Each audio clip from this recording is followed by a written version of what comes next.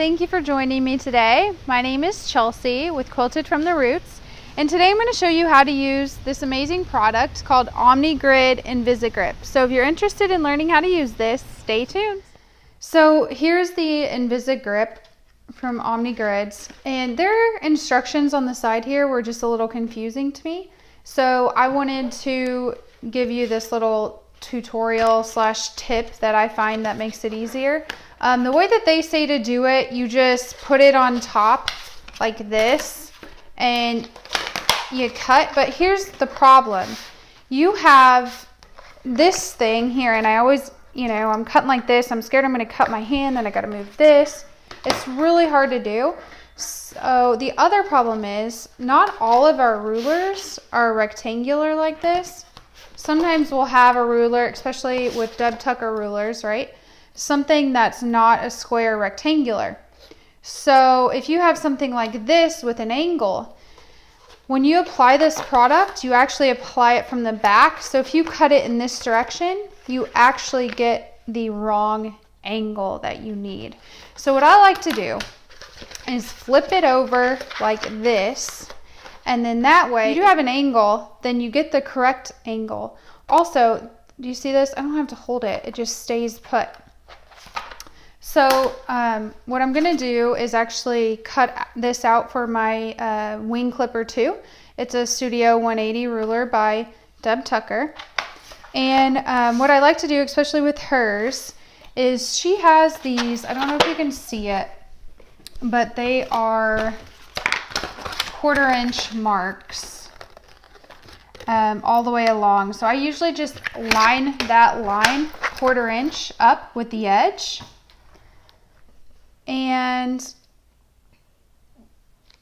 then I just go ahead and cut around. So this way, this will give you an extra 1/8 of an inch on each side, that it'll be smaller than the actual ruler itself. So I will cut, and then I will cut, and then what you do is you're going to apply this to the back of your ruler, and that's where that whole flipping it around comes in.